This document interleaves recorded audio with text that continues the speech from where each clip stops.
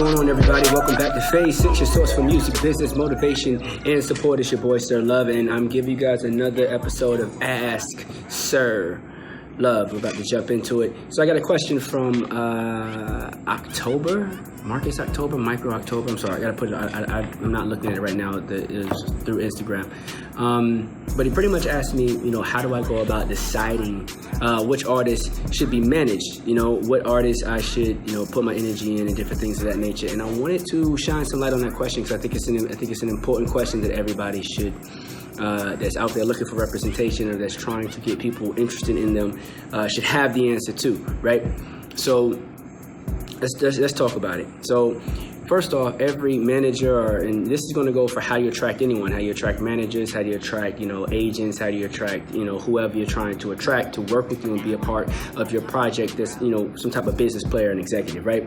So everyone is different. So think about yourself as an artist, as a created person. If you've ever played Madden or you played FIFA or you played 2K or whatever, you can create a person, right? And every person has a preference. Every executive has a preference for what type of, person they want to work with. So if it's 2K, for example, you may be a center, a power forward. You may be a shooting guard, maybe a point guard. You may, be a person that can shoot threes real good. You can pass real good. You rebound real good. If it's FIFA, you defend real good. You score real good. You're a striker, you're a goalie, etc. Right? Whatever. And every executive has a preference for what they want to do. On all those video games, you can have they have some type of my player mode where you can create one player and kind of live out your career online against all sorts of other people from the world. And you choose what type of player you want to be. That's your preference. It's not that you don't like other players. It's not that you have anything against being a power forward, but you want it to be the point guard. That's what you do. Okay, it's the same concept with managers. So I use that analogy to break that down. So I want you to understand that from a high level first. Also, if you're thinking about it from that example, I want you to think about it like this. All those players have different attributes. Some of them are faster, some of them jump higher, some of them shoot better, this, that, and the third. Everyone has preferences around those things. It's not good enough to be great in one particular area. You want to be proficient in other areas as well. If you can shoot threes but can't dribble, that's a no-go, right? So let's break it down from there. So from an executive standpoint, I think there are a few things that I look at and that a lot of other people look at. Of course, there's going to be data and analytics, how big your numbers, how many people are following you. Normally, because that's the first thing that pops out. You send an email and say, hey, check out my music. The numbers are right there in your face. Here, look at my SoundCloud, look at my YouTube. All that stuff is right there in your face. So, of course, the numbers, the social, all that stuff is one attribute that, I look at, that everyone looks at. It'd be a lie. Someone's lying to you if they say they don't look at that stuff, okay? They may not care. That may not be the thing that they lean on to make their decisions, but social is an aspect that people think of, what your numbers look like, what do your metrics look like. Outside of social, this kind of goes in the same category as numbers, your streaming numbers, how many people are actually watching, your streams, your views, your this, your that, and how many fans do you actually have? How many, what are your monthly plays on Spotify? How many people are actually engaged in you and what you do, right? That's important to a lot of people.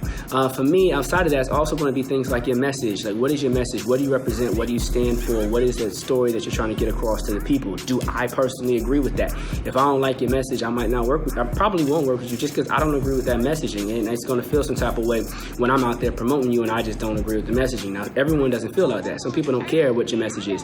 For me personally, your message is important because I want to believe and have the same passion that you have when you're making your music when I'm selling you to someone else. When I'm telling someone else, you got to get down with this. They're about this. They represent this. They stand for this. Those things are good selling points for me that I like.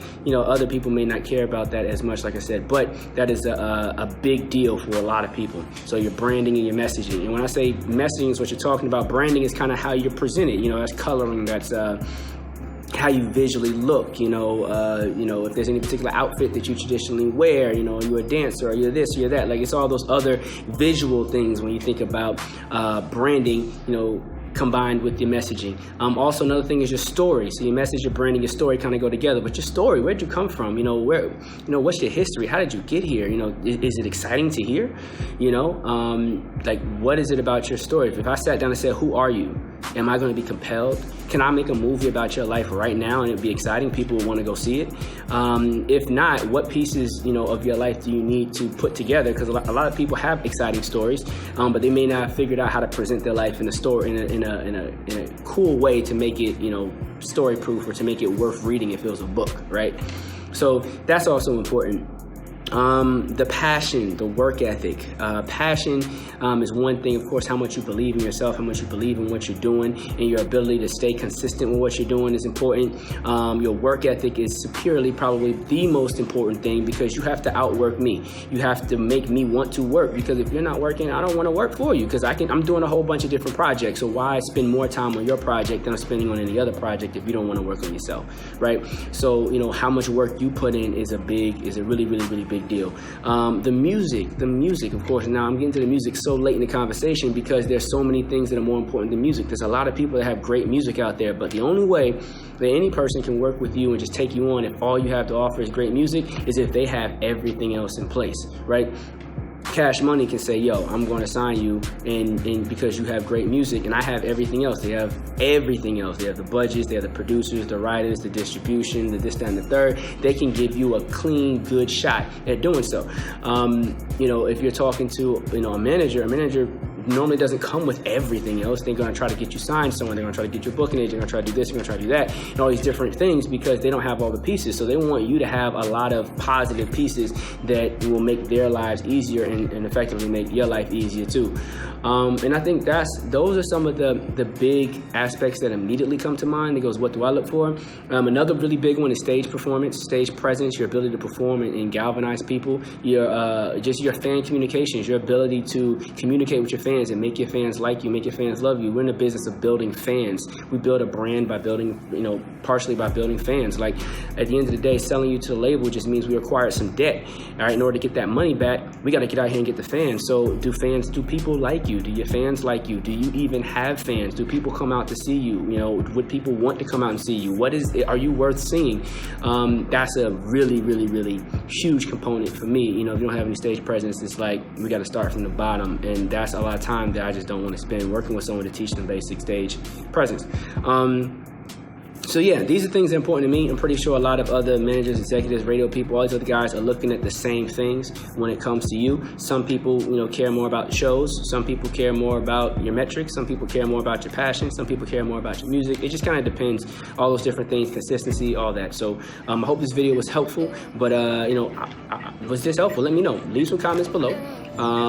Ask Sirr Love. You can ask me anything that you want. Ask your questions right below this video, and if it's something that I think is going to help the community as a whole, then I'm going to reply to it and do another episode of Ask Sirr Love. If you have something that's personal, that's for your specific situation, you have a specific thing that's only for you and your whatever, y'all know what I mean, then use the text number and reach out to me. But that is my take on that. Sirr Love. I don't know everything, but I know a lot about a little bit about a lot. Hit the subscribe button. Come on now. Hit the subscribe button. I'm out.